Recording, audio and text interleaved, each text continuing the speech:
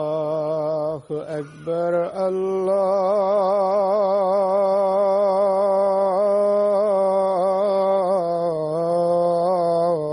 الله أكبر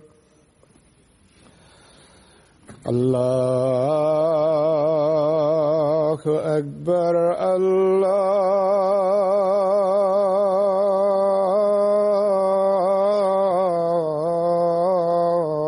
الله أكبر أشهد أن لا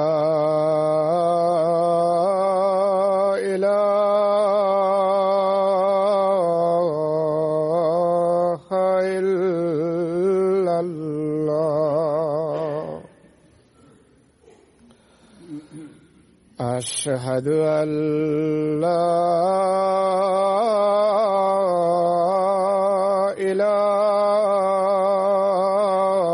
إله إلا الله أشهد أن محمدًا رسول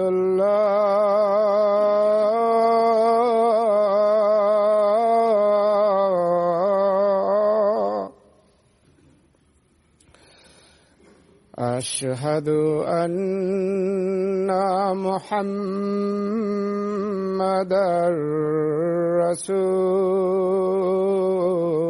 رسول الله حي على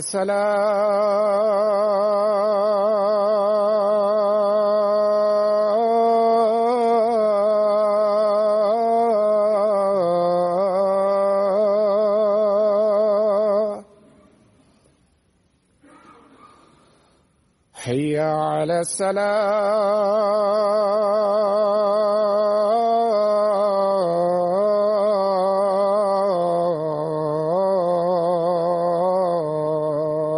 الصلاة حي على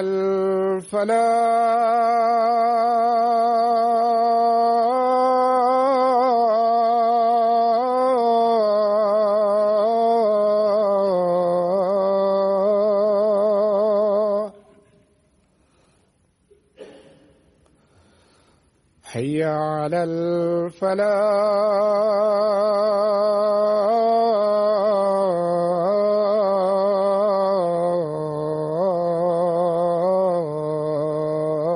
الفلاح الله أكبر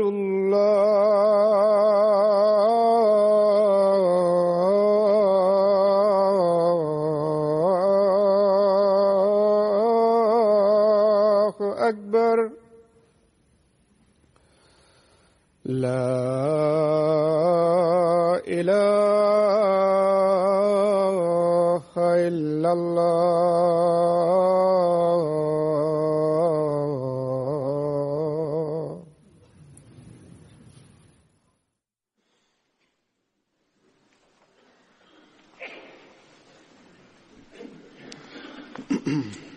السلام عليكم ورحمة الله.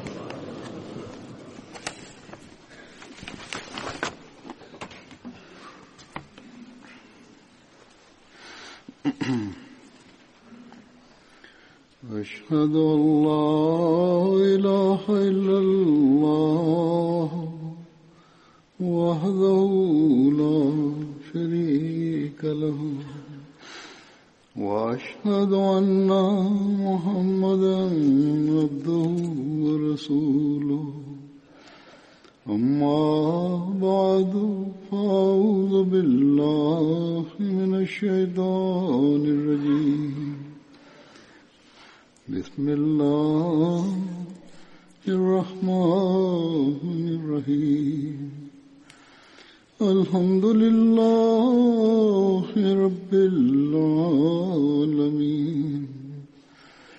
الرحمن الرحيم مالك يوم الدين إياك نعبد وإياك نستعين اهدنا الصراط المستقيم صراط الذين أنعمت عليهم غير المغضوب عليهم ولا الضالين.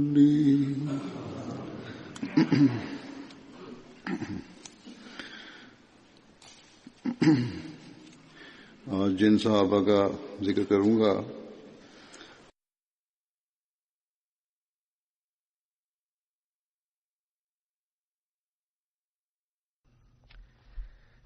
kisah sahabat Badar yang akan saya sampaikan pada hari ini. Yang pertama adalah Hadrat Sabit bin Khalid Ansari. Beliau berasal dari kabilah Banu Malik, dari Banu Najjar. Ikut serta pada perang Badar, Uhud, dan Yamamah juga. Lalu syahid pada perang Yamamah. Sebagian berpendapat beliau syahid dalam peristiwa Bere Maunah.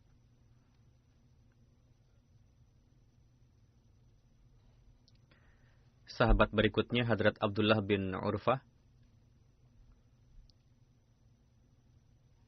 Beliau ikut hijrah ke Habsyah bersama dengan Hadrat Ja'far bin Abi Talib.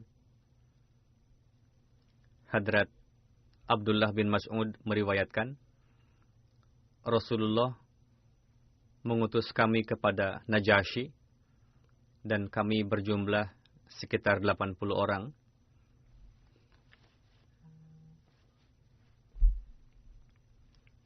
Beliau ikut serta pada perang Badar. Sahabat berikutnya adalah Hadrat Utbah bin Abdullah. Ibunda beliau bernama Basrah binti Zaid, ikut serta pada Bai'at Aqabah, perang Badar dan Uhud. Sahabat berikutnya Hadrat Qais bin Abi Sa'sa Ansari. Ayah beliau bernama Amru bin Zaid, namun dikenal dengan sebutan Abu Sa'sa. Ibunda beliau bernama Syaibah binti Hashim.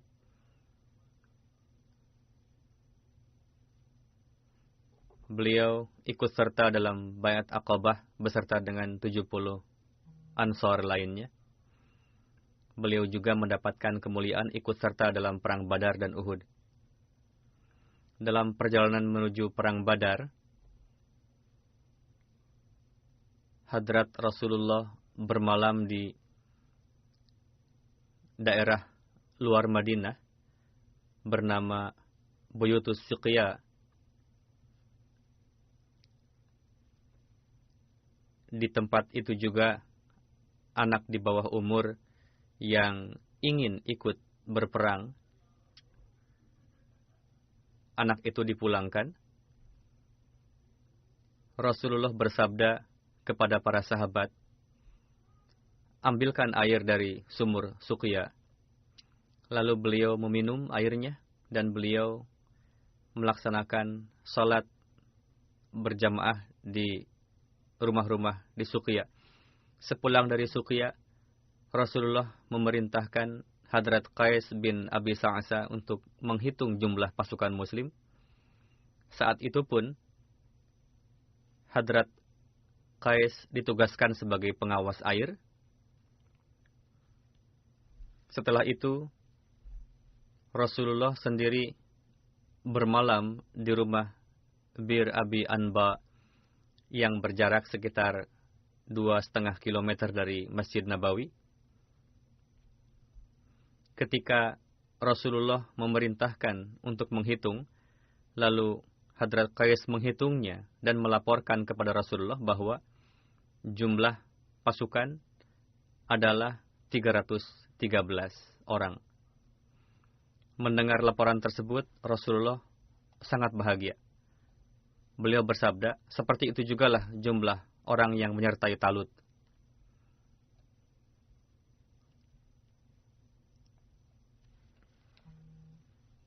Berkenaan dengan Suqya, terdapat catatan bahwa dari Masjid Nabawi jaraknya sekitar 2 km. Nama lamanya adalah Husayqah. Hadrat Khalad meriwayatkan bahwa Hadrat Rasulullah mengganti nama Husayqah dengan Suqya. Beliau mengatakan, timbul keinginan dalam hati saya untuk membeli Suqya, namun Hadrat Sa'ad bin Abi Waqqas telah terlebih dahulu membelinya dengan 2 ekor unta.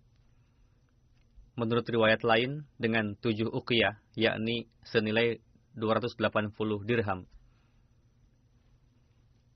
Ketika hal ini disampaikan ke hadapan Rasulullah, beliau bersabda, jual beli yang sangat menguntungkan. Begitu pula pada saat perang Badar, Rasulullah Shallallahu Alaihi Wasallam menyerahkan komando Saqah kepada beliau. Laskar Saqah adalah pasukan yang menyisir di belakang untuk tujuan perlindungan. Suatu ketika beliau bertanya kepada Rasulullah, "Wahai Rasul, dalam berapa lama saya harus menamatkan Al-Quran?" Beliau bersabda, "Dalam 15 malam."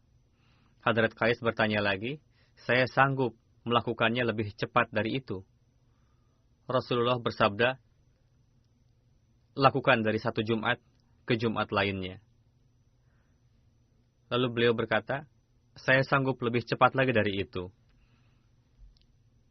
Lalu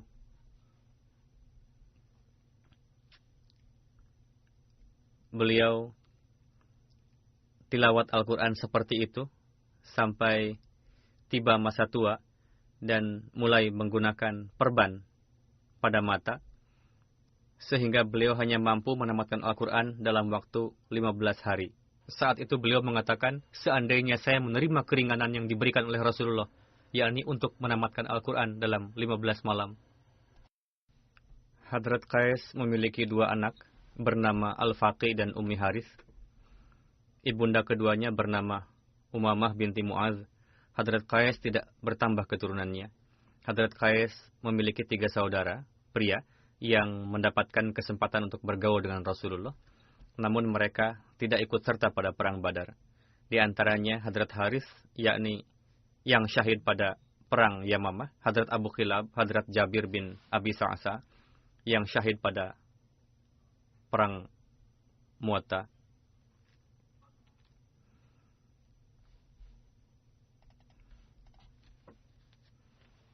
Sahabat berikutnya, Hadrat Ubaidah bin Harith, berasal dari Banu Muttalib, kerabat dekat Rasulullah.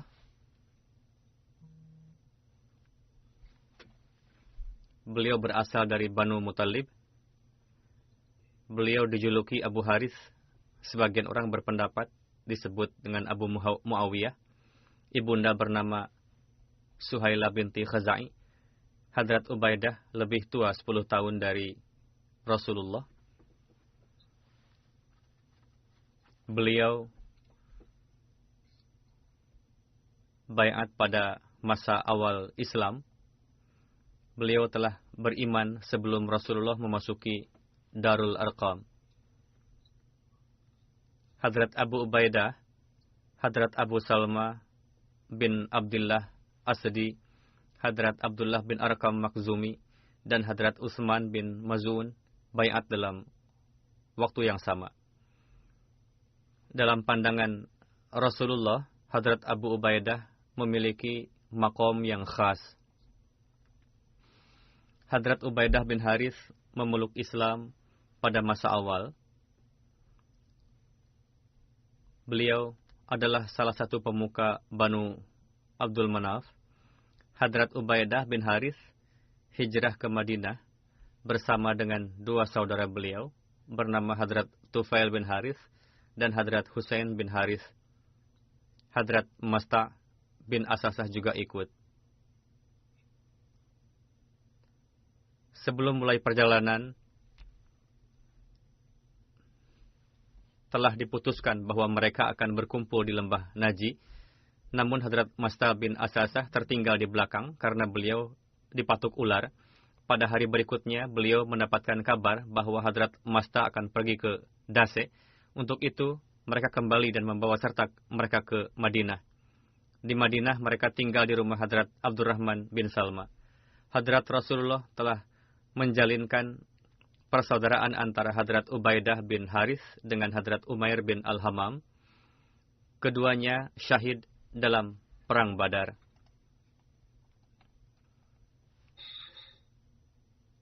Dua saudara beliau, Hadrat Tufail bin Haris dan Hadrat Husain bin Haris, ikut serta dalam Perang Badar bersama dengan beliau. Setelah sampai di Madinah, untuk terhindar dari kejahatan orang kufar dan untuk melindungi umat muslim, Hadrat Rasulullah menempuh beberapa strategi, yang mana itu merupakan bukti nyata akan kepiawaian beliau dalam politik dan strategi perang. Berkenaan dengan hal itu, Hadrat Mirza Bashir Ahmad dalam buku Sirat Khatamun Nabiyyin menulis, terbukti dari sejarah bahwa pasukan pertama yang diutus oleh Rasulullah di bawah komando Ubaidah bin Al-Haris dan telah berhadapan dengan pasukan Ikrimah bin Abu Jahal, dua orang muslim lemah yang bergabung dengan Quraisy lalu meninggalkan Quraisy dan bergabung dengan pasukan muslim. Sebagaimana diriwayatkan, ketika pasukan muslim berhadap-hadapan dengan pasukan Quraisy, maka dua orang yang bernama Miqdad bin Amru dan Utbah bin Ghazwan, yang merupakan sekutu Bani Zuhra dan Banu Naufal, melarikan diri dari kaum musyrik lalu bergabung dengan pasukan muslim.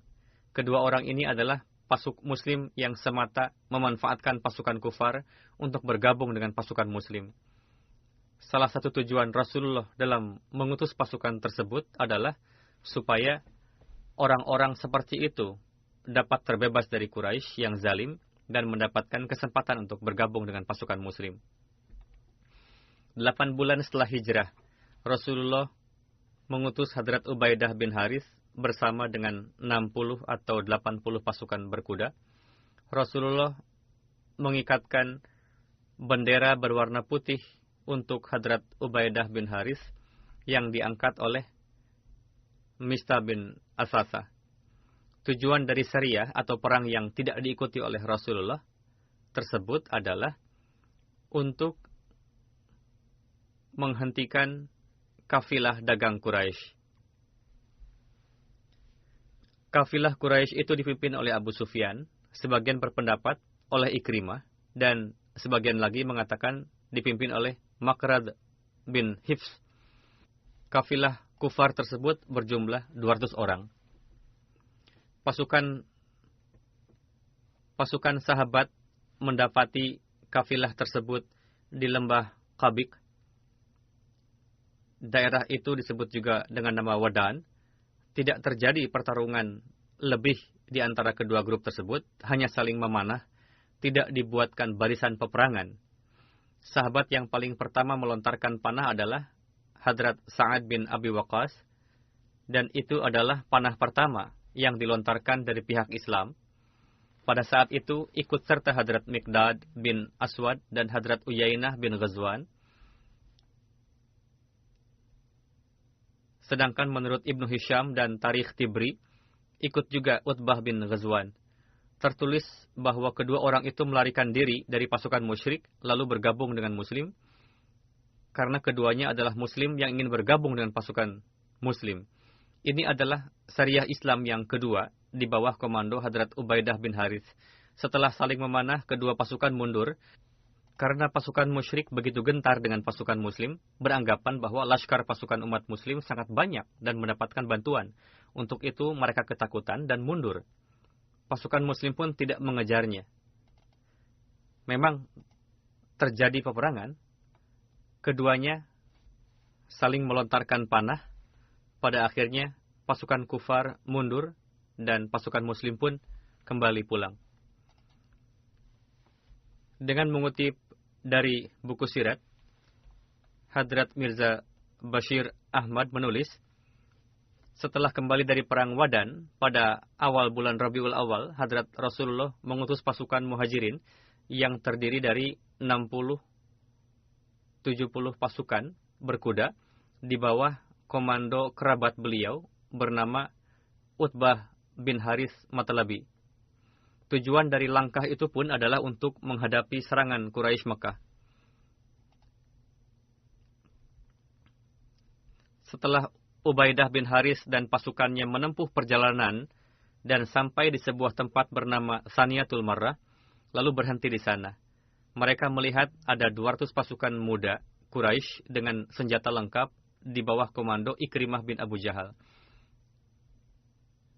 Kedua pasukan saling berhadapan dan saling melontarkan panah. Namun pasukan musyrik ketakutan, beranggapan bahwa di belakang masih ada pasukan muslim yang bersembunyi yang akan datang membantu. Lalu pasukan musyrik mundur, namun pasukan muslim tidak mengejarnya. Walhasil, dari antara pasukan musyrik, ada 2 orang bernama Miqdad bin Amru dan Utbah bin Ghazwan yang melarikan diri dari pasukan yang dikomandoi oleh Ikrimah bin Abu Jahal, lalu bergabung dengan pasukan muslim. Menulis, mereka bergabung dengan pasukan Quraisy untuk tujuan supaya ketika mendapatkan kesempatan bergabung dengan pasukan muslim, akan bergabung dengan muslim karena hatinya sudah muslim. Namun disebabkan oleh kelemahan diri dan takut kepada orang Quraisy, mereka tidak dapat berhijrah. Mungkin saja kejadian tersebut membuat Quraisy marah dan menganggap hal tersebut sebagai kesialan sehingga memutuskan untuk mundur. Tidak tertulis dalam sejarah bahwa Laskar Quraisy yang sebenarnya bukan kafilah dagang, mereka membentuk laskar pasukan yang bersenjata lengkap dengan berpura-pura sebagai kafilah dagang, dan berkenaan dengannya, Ibnu Ishaq menyebutnya dengan istilah Jama' Azim, yakni laskar besar yang datang dengan tujuan khusus. Namun yang pasti adalah niat mereka tidak baik. Mereka datang untuk menyerang, sehingga umat muslim pun melontarkan panah, dan nampaknya juga lontaran panah pertama dari pihak kafir. Dengan karunia Allah Ta'ala, setelah melihat pasukan muslim siaga, dan melihat 2 orang pasukannya bergabung dengan muslim, akhirnya pasukan kafir pun putus asa, lalu mundur. Manfaat yang didapatkan oleh pasukan muslim adalah 2 muslim terhindar dari kezaliman Quraisy.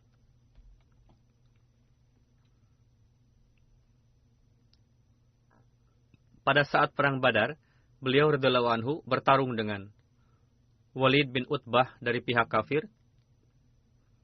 Dalam hadis dikisahkan, 1 ayat Al-Quran turun berkenaan dengan kejadian tersebut, sebagaimana diriwayatkan oleh Hadrat Ali, ayat Hadzani khosmanikh tasomu fi rabbihim, turun berkenaan dengan mereka yang bertarung pada hari Badar, yakni Hadrat Hamzah bin Abdul Muttalib, Hadrat Ali bin Talib, Hadrat Ubaidah bin Harith, Utaibah bin Rabi'ah, Syaibah bin Rabi'ah, dan Walid bin Utbah.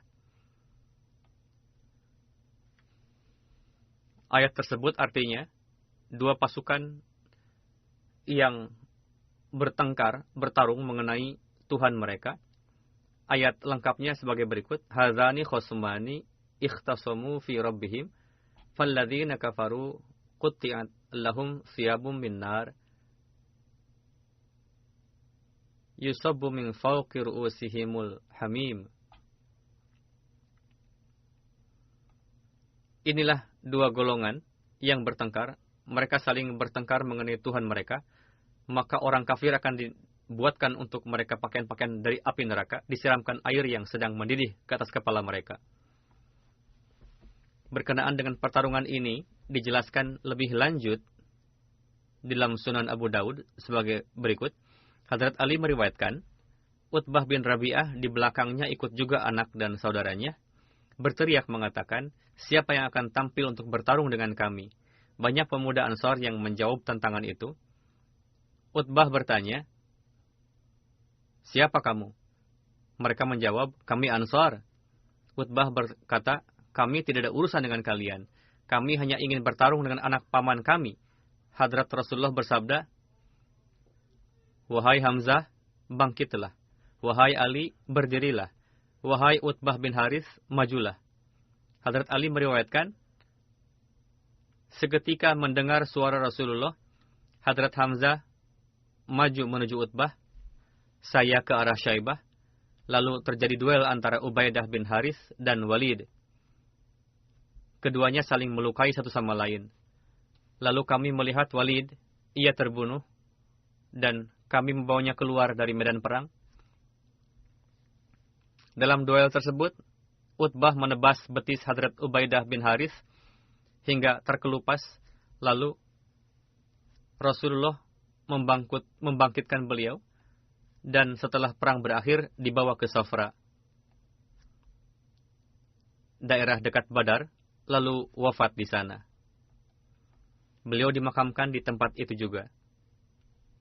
Menurut riwayat lain, ketika betis Ubaidah terpotong dan nampak keluar cairan darinya, lalu sahabat membawa beliau ke hadapan Rasulullah. Beliau berkata, "Wahai Rasul, apakah saya syahid?" Saat itu beliau terluka parah dalam perang, namun tidak wafat. Beliau bersabda, "Kenapa tidak? Kamu syahid." Menurut riwayat lain, ketika beliau dibawa ke hadapan Rasulullah, Rasulullah meletakkan kepala sahabat tersebut di atas paha beliau sendiri. Hadrat Ubaidah bersabda, "Seandainya hari ini Abu Talib masih hidup, maka akan mengetahui bahwa apa yang dulu biasa beliau katakan, pada hari ini aku lebih berhak untuk itu." Beliau selalu mengatakan, "Wa nuslimuhu hatta nasra'u hawla wa nazhala an abnaina wal halail." Artinya adalah dusta bahwa kami akan menyerahkan Muhammad kepada kalian. Itu akan mungkin jika kami dibubarkan dari sekitar beliau sallallahu alaihi wasallam, dan kami akan lalai dari anak istri kami. Seperti itu semangat mereka ketika syahid. Usia Hadrat Ubaidah adalah 63 tahun. Setelah menyampaikan kisah beberapa sahabat tadi, saya akan menyampaikan berkenaan dengan seorang khadim jemaat dari Indonesia, Waqif Zindagi dan Mubalik Silsilah, yang wafat beberapa hari lalu, bernama Sayuti Aziz Ahmad Sahib. Beliau wafat pada tanggal 19 November. Innalillahi wa inna ilaihi raji'un. Beliau mengalami penyakit jantung yang parah. Berangkat ke Rabuah untuk berobat. Lalu dilakukan operasi besar di Tahir Heart Institute Rabuah. Namun tidak dapat disembuhkan lagi. Akhirnya wafat pada tanggal 19 November. Keluarga yang ditinggalkan adalah di antaranya istri, dua anak laki-laki dan 2 perempuan, 10 cucu, yang 6 di antaranya adalah anak wakafinau. Sayuti Aziz Sahib lahir pada tanggal 17 Agustus tahun 44 di Bone, Provinsi Sulawesi Selatan. Beliau menuntut ilmu di Jamiah Rabuah dari bulan September tahun 66 sampai Oktober 71. Pada bulan April tahun 72 ditetapkan sebagai Mubalik Markazi di Indonesia. Tahun 85 beliau mendapatkan gelar syahid setelah melihat prestasi dan pengkhidmatan beliau di lapangan. Tahun 2000 beliau mendapatkan karunia untuk ibadah haji ke Baitullah. Dari tahun 72 sampai 79 beliau berkhidmat di Sumatera Selatan, Lampung, Jambi, dan Bengkulu sebagai Mubalik Silsilah. Dari tahun 79 sampai 81 berkhidmat sebagai dosen di kursus Mu'allimin. Pada tahun 81 ditetapkan sebagai Mubalik di Purwokerto. Tahun 82 ditetapkan sebagai Naib Direktur pada kelas Mubalighin dan Mu'allimin. Dari tahun 82 sampai 92 sebagai Prinsipal Jamiah Ahmadiyah Indonesia. Pada saat itu beliau dianugerahi gelar syahid pada tahun 85. Dari tahun 92 sampai 2016 menjabat sebagai Ra'isul Tabligh. Dari tahun 2016 sampai wafat berkhidmat sebagai prinsipal Jamiah Ahmadiyah Indonesia. Pada tahun 73, beliau menikah dengan putri seorang mubaligh Abdul Wahid Sahib Sumatri bernama Nyonya Afifah, yang juga kakak dari Amir Sahib Jemaat Indonesia, Abdul Basit Sahib. Dari beliau lahir 4 anak Wardiah Khalid, Haris Abdul Bari, Sadat Ahmad, dan Alita Atiyatul Alim. Afifah Sahibah wafat pada tahun 2009. Setelah itu Sayuti Sahib menikah dengan Nyonya Iriana Damayanti Sahibah, yang mana dari beliau tidak terlahir anak. Berkenaan dengan masuknya jemaat dalam keluarga beliau, dalam satu interview MTA, beliau menuturkan, penyebab utama baiatnya keluarga kami adalah karena kami mendapat pesan dari kakek saya bahwa di akhir zaman nanti Imam Mahdi akan datang. Kalian, semua anak cucu harus baiat di tangannya. Untuk melaksanakan pesan kakek tersebut, keluarga besar saya berhijrah 2 kali. Tahun 59, keluarga kami hijrah ke Lampung. Tahun 63, kami berjumpa dengan seorang mubaligh jemaat bernama Zaini Dahlan Sahib datang ke Lampung untuk bertabligh. Beliau menyampaikan bahwa Imam Mahdi telah datang. Saya bertanya kepada beliau, apa bukti kalau Imam Mahdi sudah datang? Kemudian beliau memperlihatkan sebuah buku berjudul Kebenaran Al-Masih Akhir Zaman dan meminta kami untuk mempelajarinya. Setelah mempelajari buku tersebut, timbul keyakinan di dalam diri saya bahwa Imam Mahdi yang akan datang itu, Hadrat Mirza Ghulam Ahmadlah orangnya. Maka pada tanggal 13 Februari tahun 63, dalam usia 19 tahun, saya bersama 40 anggota keluarga besar saya baiat melalui Bapak Zaini Dahlan. Bulan Agustus tahun 63, Wakilut Tabsyir datang dari Rabuah menghadiri jalsah salanah di Bandung. Saya pun hadir, melihat semua kegiatan jemaat dan berjumpa dengan mubaligh-mubaligh. Dari situ barulah terbuka pikiran saya dan saya dapat melihat apa itu Ahmadiyah sebenarnya. Berkenaan dengan masuknya ke dalam Jamiah menuturkan, tahun 63, Bapak Mubaligh Imam Ayub, Mubaligh Sumatera Selatan, beliau datang ke Lampung dan mengunjungi kami yang masih berstatus sebagai mubayin baru. Setelah mengunjungi kami, beliau menyampaikan laporan kepada Ra'isul Tabligh ketika itu, Maulana Sayyid Syah Muhammad Al-Jailani, menulis, di Lampung ada sekelompok orang dari suku Bugis yang telah baiat, tetapi sampai sekarang belum ada seorang pun mubaligh yang berasal dari suku Bugis, sedangkan dari suku Sunda dan Jawa sudah ada. Saya melihat di sana ada 3 pemuda, pantas untuk dikirim ke Rabuah. Salah satu dari 3 pemuda itu adalah saya. Kami bertiga diusulkan untuk dikirim belajar ke Rabuah. Kami diperintahkan untuk membuat paspor, namun karena kondisi politik di Indonesia saat itu tidak baik, sehingga paspor belum bisa jadi. Lalu saya berangkat ke Kedutaan Besar Pakistan untuk membuat visa dibawa oleh Maulana Imamuddin. Dalam waktu 15 menit, visa sudah jadi. Saya tiba di Karachi, menginap semalam di Karachi, dan berangkat menuju Rabuah menggunakan kereta api. Setelah turun di stasiun, lalu berjalan kaki sampai Jamiah, saya disambut oleh ratusan mahasiswa Jamiah. Karena suasana baru, mula-mula merasa kaget, namun akhirnya terbiasa. 3 hari kemudian saya masuk Jamiah. Yang mengajar adalah salah satu sahabat Hadrat Masih Maud alaihi salam, yakni Hadrat Master Atta Muhammad radhiyallahu anhu. Selama di Rabuah, saya mendapatkan kemuliaan untuk berjumpa dengan beberapa sahabat Hadrat Masih Maud alaihi salam dan selalu mencari kesempatan untuk dapat berjumpa dengan para sahabat, berbincang dan memijat kaki beliau-beliau. Menceritakan perihal mulakat yang menyenangkan dengan Hadrat Khalifatul Masih ketiga, beliau menuturkan, setelah terpilih sebagai khalifah,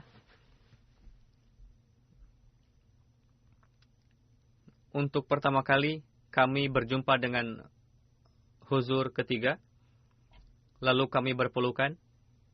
Huzur bersabda, kalian dari jauh datang kemari, yakni semua mahasiswa luar negeri. Kalian semua adalah anak-anakku. Sambil menepuk-nepuk pipi kami. Sorotan rohani beliau itulah yang masuk dan meresap ke dalam jiwa kami. Sehingga seberapapun beratnya tantangan di Rabwah, kami tetap tabah menghadapinya. Huzur selalu mengatakan, jika ada kesulitan, maka datanglah kepada saya dan kabari saya. Ketika saya mau pulang ke Indonesia, saya berpamitan kepada Huzur. Huzur bertanya, apa yang kamu mau? Saya menjawab, buku Huzur. Saya sudah ke kantor tapi belum diberikan. Beliau mengambil pena dan menulis pesan, catatan, berikan buku kepada Sayuti. Diberikanlah ruhani khazain lengkap. Masih ada sampai sekarang. Terakhir ketika pamitan untuk pulang ke Indonesia, Huzur merangkul saya lama. Beliau mengatakan, jangan pernah untuk bersikap tidak setia kepada atasan. Inilah nasihat saya. Peristiwa menarik, tahun 93, Amir Jemaat Indonesia pada masa itu adalah Bapak Syarif Ahmad Lubis, memerintahkan untuk berangkat ke Filipina untuk menggolkan Baiat Internasional. Dan dikatakan bahwa itu adalah perintah Huzur. Huzur keempat.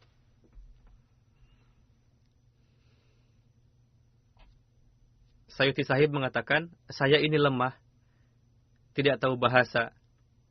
Pak Lubis mengatakan, saya percaya pada Tuhan. Sayuti Sahib mengatakan, kalau Bapak perintahkan, saya siap. Maka saya berangkat ke Manila, terus ke Zamboanga. Karena makanan tidak sesuai, saya terkena diare. Malam saya sudah sangat lemah. Lalu saya berdoa, ya Allah, kalau saya meninggal di sini, siapa yang mengurus jenazah saya? Tidak ada orang Islam di sini. Akhirnya, tengah malam saya mimpi, seorang perawat datang dengan pakaian lengkap, mengusap ubun-ubun saya, dan meniupnya. Saya merasa badan saya dingin, dan dingin keluar dari ujung kaki. Paginya saya bangun, dan merasa sehat. Saya melanjutkan perjalanan ke Tawi-Tawi. Dalam waktu 3 bulan, bisa membaiatkan 130 orang.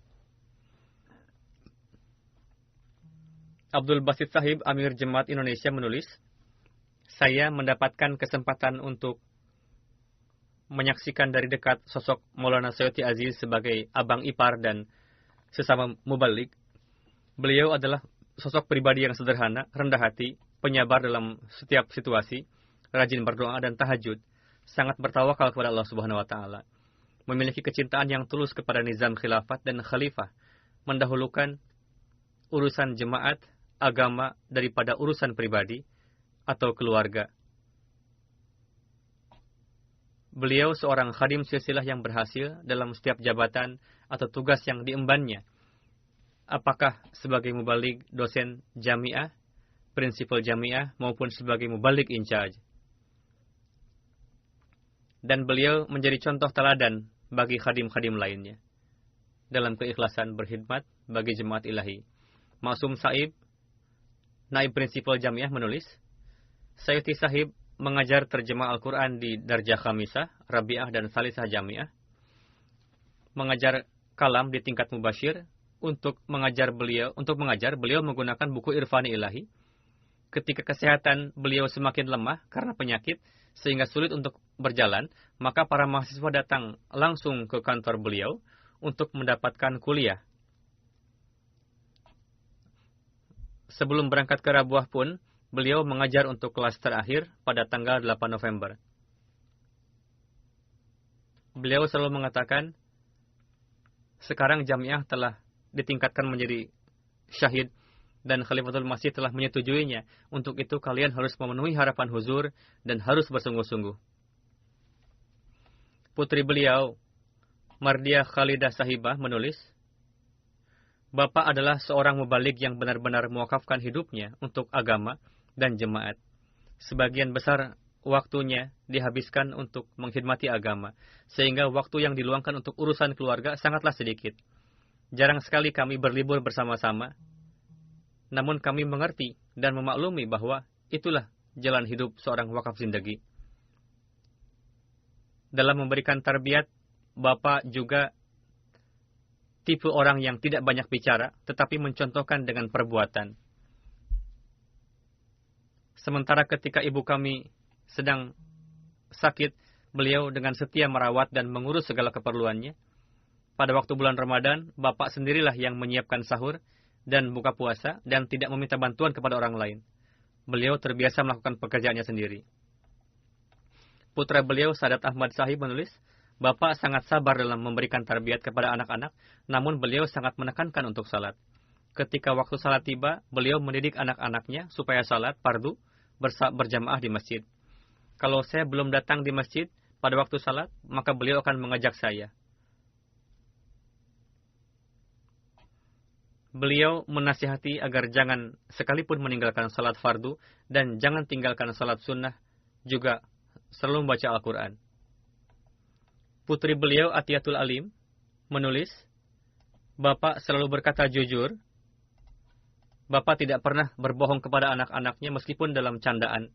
Bapak selalu mengerjakan salat tahajud. Bapak selalu salat fardu di masjid dan tidak pernah salat fardu di rumah kecuali dalam keadaan sakit. Beliau studi di Jamiah Rabwah. Nyonya Irina Damayanti, istri almarhum, menuliskan,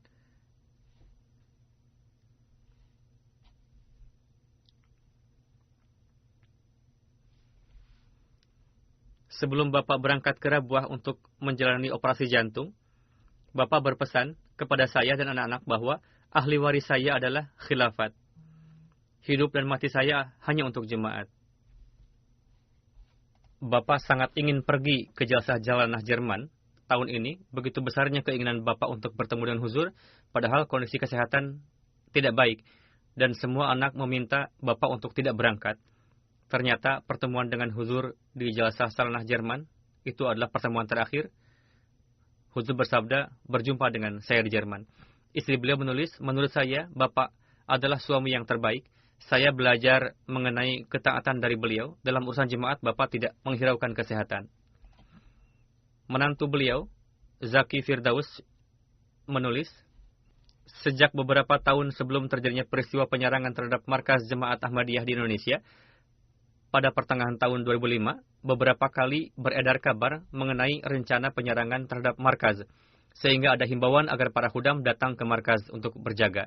Saya pun beberapa kali datang ke markaz untuk bertugas jaga. Saya menyaksikan Bapak yang pada saat itu adalah Raisul Tabligh sangat berani dan hingga larut malam menemui para khudam dan menyemangati mereka. Bapak sangat mencintai khilafat. Beliau sering sekali menyampaikan bahwa beliau adalah seorang wakaf zindagi. Apapun yang saya lakukan adalah seizin huzur dan melakukan apa yang huzur perintahkan.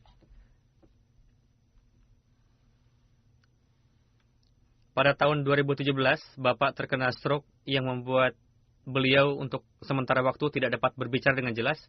Namun Bapak tetap mempelajari buku-buku dan berupaya mengajar di Jamiah.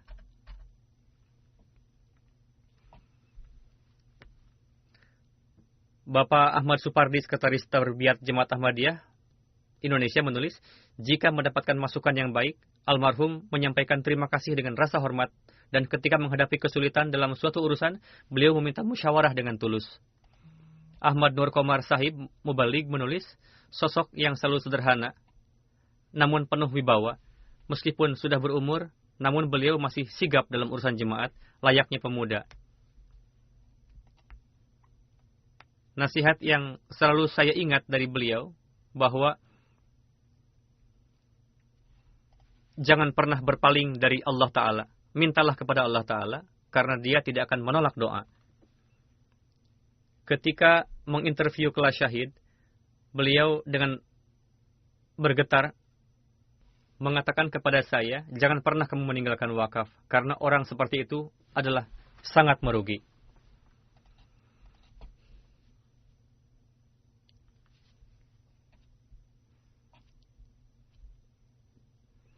Ada yang menyampaikan mengenai beliau, ketika Sayuti Sahib tiba di Kendari, beliau menasihatkan, jika dalam menegakkan nizam jemaat, seorang mubalik menghadapi masalah intern dan ekstern, jangan gentar, dan yakinlah pertolongan Allah Ta'ala akan menyertai Anda. Namun jika disebabkan oleh kelemahan pribadi, lalu menjadi sasaran protesan orang-orang, maka introspeksi dirilah, dan perlu untuk memperbaiki diri. Dalam urusan jemaat, tidak perlu ada kekhawatiran. Bertawakallah kepada Allah Ta'ala dan berkhidmatlah dengan niat tulus. Namun, jika ada kelemahan pribadi, berarti harus introspeksi. Khalid Ahmad Khan Sahib Mubalik Silsilah menulis, ketika menuntut ilmu di jamiah, dari sisi ruhani dan akhlak, Sayuti Sahib merupakan teladan bagi kami. Beliau sangat memperhatikan salat berjamaah. Selalu tepat waktu, bahkan sebelum waktu salat pun, beliau sudah duduk di masjid untuk salat. Sampai hari-hari terakhir pun, beliau selalu berusaha dawam meskipun sakit. Hashim Sahib Mubalik Silsilah menulis, ketika masih belajar di jamiah, angkatan kami mendapatkan karunia belajar ilmu kalam dari beliau. Ketika mengajar, beliau biasa mengadakan tanya jawab, dan beliau menyukai jawaban yang lugas dan tidak berbelit. Suatu kali di kelas, beliau bertanya kepada kami, apa bukti terbesar kebenaran jemaat Ahmadiyah? Satu persatu dari kami memberikan jawaban, baik berdasarkan Al-Quran maupun hadis. Setelah mendengarkan semua jawaban dari kami, beliau mengatakan, bukti kebenaran Ahmadiyah yang terbesar adalah saya. Yakni, setiap Ahmadi harus memantaskan dirinya sebagai bukti kebenaran jemaat. Kalian harus menjadikan diri kalian layak menjadi bukti kebenaran jemaat. Huzur bersabda, seperti itulah metode tarbiyat beliau.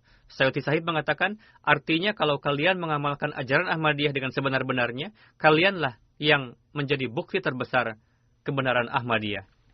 Huzur bersabda, seperti itulah metode tarbiyat beliau. Sayuti Sahib selalu menyimak khutbah dengan seksama, lalu mendiskusikan khutbah Huzur dengan mahasiswa jamiah, dan meyakinkan supaya setiap siswa mencatat poin khutbah dan memastikan apakah siswa faham atau tidak terhadap khutbah Huzur. Beliau selalu menasihatkan untuk taat kepada khalifah. Syamsuri Mahmud Sahib Mubalik Silsilah menulis, Sayuti Sahib adalah seorang wakif zindagi yang berhasil. Suatu ketika beliau menasihati saya, mengatakan, setelah mewakafkan hidup, janganlah lalai. Memisahkan diri dari wakaf sama saja dengan mengeluarkan diri dari jemaat. Ingatlah selalu hal itu. Lalu beliau mengulangi kalimat tersebut. Ketika mengatakan itu, mata beliau merah dan berkaca. Yusuf Ismail Murtiono Sahib, Mubalik Silsilah, menulis, setelah diangkat sebagai mubalik wilayah, saya datang menjumpai Sayuti Sahib. Saat itu beliau sebagai rustablik. Saya bertanya kepada Sayuti Sahib, kenapa saya dipilih untuk menjadi mubalik wilayah? Saya merasa banyak kekurangan dan belum banyak pengalaman tugas dan belum pantas. Masih banyak yang lebih pantas dari saya. Lalu beliau menjawab pertanyaan itu dengan sederhana. Siapa bilang kalau Pak Murti pantas jadi mubalik wilayah? Anda diberikan tugas ini justru supaya Anda belajar sehingga timbul kesadaran akan tanggung jawab. Sayuti Sahib mengatakan, kita ini lemah, tak bisa berbuat apa-apa. Namun kalau hubungan kita baik dengan Allah Ta'ala, insya Allah Anda akan berhasil. Hendaklah ingat di dalam benak, apakah kalian mubalik wilayah atau biasa, jika terjalin hubungan kuat dengan Allah Ta'ala, kalian akan mendapatkan keberhasilan dan kemudahan.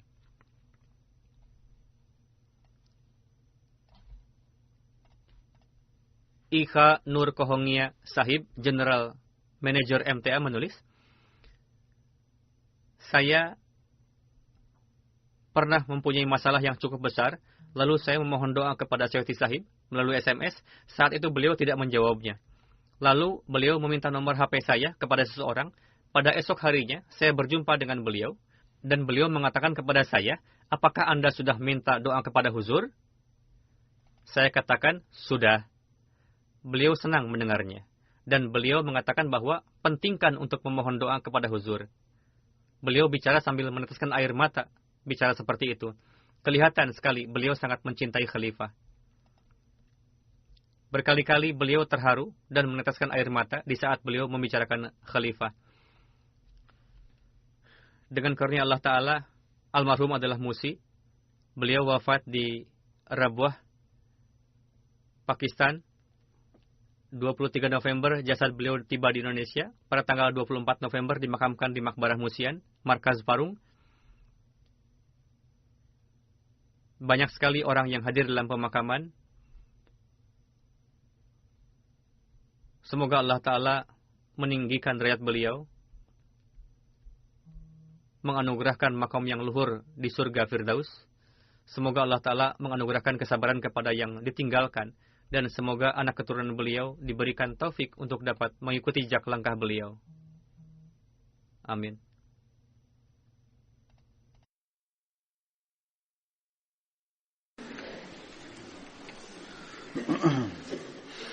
Alhamdulillah, nahmaduhu wa nasta'inuhu wa nastaghfiruhu. ونؤمن به ونتوكل عليه ونعوذ بالله من شرور أنفسنا ومن سيئات أعمالنا من يهده الله فلا مضل له ومن يضلل فلا هادي له ونشهد أن لا إله إلا الله ونشهد أن محمدا عبده ورسوله عباد الله رحمكم الله إن الله يأمر بالعدل والإحسان وإيتاء ذي القربى وينهى عن الفحشاء والمنكر والبغي يعظكم لعلكم تذكرون اذكروا الله يذكركم وادعوه يستجب لكم ولذكر الله أكبر. नमाजों के बाद में जनाजा गायब भी पढ़ाऊंगा।